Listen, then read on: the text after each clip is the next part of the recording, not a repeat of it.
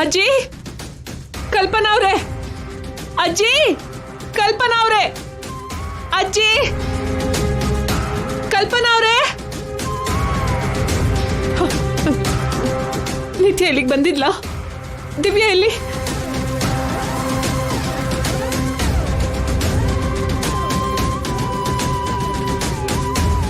ಅಮ್ಮ, ದಿವ್ಯಾ, ನಿಂಗೇನೂ ಆಗಿಲ್ಲ ಅಲ್ವಾ? ನೀನ್ ಸೇಫ್ ಆಗೇ ಇದೆಯಾ ಅಲ್ವಾ? ತುಂಬಾ ಭಯ ಆಯ್ತು ಅಮ್ಮಮ್ಮ. ಚಿಕ್ಕಮ್ಮ ನನ್ನನ್ನ ಸಾಯಿಸ್ಬಿಡ್ತಾಳೆ ಅನ್ಕೊಂಡೆ. ನಿಂಗೇನು ಆಗಲ್ಲಮ್ಮ. ನಿಮ್ಮಿಬ್ರಿಗೂ ಏನು ಆಗೋದಕ್ ನಾನ್ ಬಿಡಲ್ಲ. ನಿತ್ಯ ಈ ಮಟ್ಟಕ್ಕೆ ಇಳಿತಾಳೆ ಅಂತ ಅನ್ಕೊಂಡಿರ್ಲಿಲ್ಲ ರೂಪ.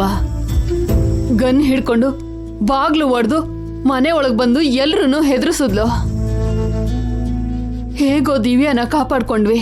ಐ ಆಮ್ ಸಾರಿ ಅಜ್ಜಿ. ಗಂಗಾ ಅಂತ ಒಳ್ಳೆಯವಳಿಗೆ ಜನ್ಮ ಕೊಟ್ಟ ನಾನೇ ನಿತ್ಯ ಅಂತ ರಾಕ್ಷಸಿನ್ ಕೂಡ ಹೆತ್ತಿದ್ದೀನಿ. ದಿವ್ಯಾ ಇಲ್ಲೇ ಇದ್ದಾಳೆ ಅನ್ನೋ ನಿಜ ನಿತ್ಯಂಗೆ ಹೇಗಾದ್ರೂ ಗೊತ್ತಾಗತ್ತೆ. ಅವಳು ಮತ್ತೆ ಬರ್ತಾಳೆ. ಏನೋ ಒಂದ್ ಮಾಡಿ ಅತ್ಗೆ. ಮಾಡೋದಕ್ಕೆ ಬಂದಿದ್ದೀನಿ ಕಲ್ಪನಾ ಅವ್ರೆ. ದಿವ್ಯನ್ನ ದೂರಕ್ಕೆ ಅಮೆರಿಕ ಕಳ್ಸೋದಕ್ಕೆ ಬಂದಿದ್ದೀನಿ.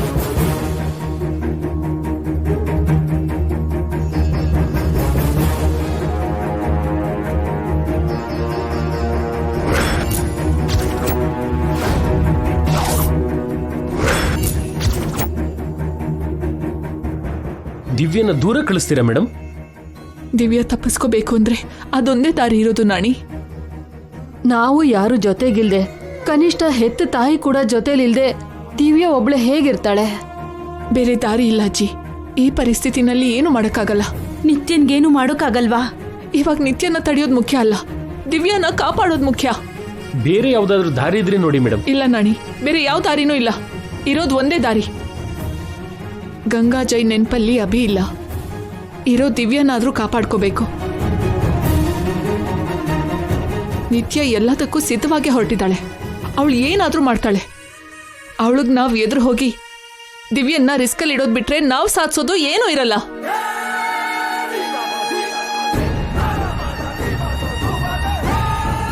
ದಿವ್ಯ ಕ್ಷೇಮವಾಗಿರ್ಬೇಕು ಅಂದ್ರೆ ನಿತ್ಯ ಇಂದ ದೂರವಾಗಿರ್ಬೇಕು.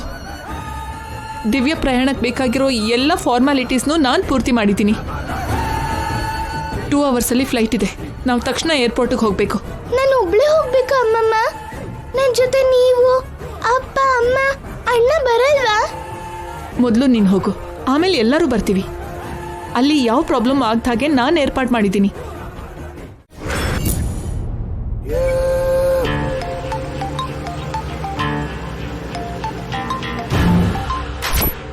ಹಲೋ ಅಮ್ಮ. ನಿತ್ಯ, ನಿನ್ಗೊಂದು ಇಂಪಾರ್ಟೆಂಟ್ ನ್ಯೂಸು.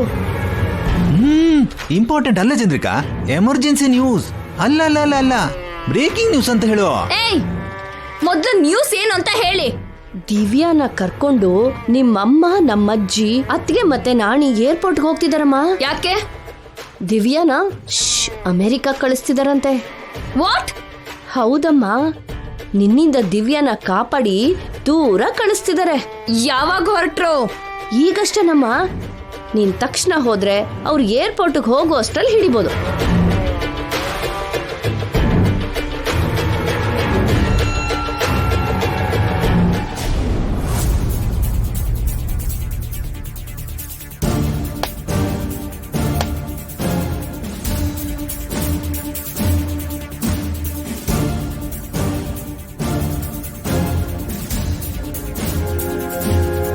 ಇವಾಗ ಏನ್ ನಡೆಯುತ್ತೆ ಚಂದ್ರಿಕಾ?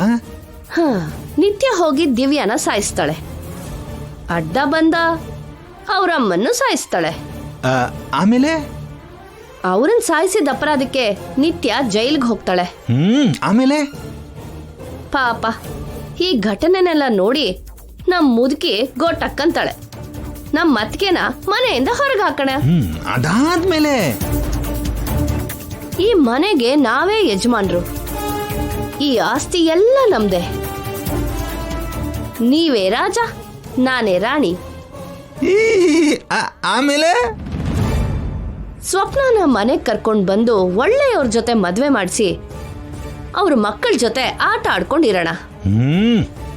ಆಮೇಲೆ ಸದ್ಯಕ್ಕೆ ಕಾಲ್ ಮೇಲ್ ಕಾಲ್ ಹಾಕೊಂಡು ಗರ್ವದಿಂದ ಕೂತಿದೀವಿ.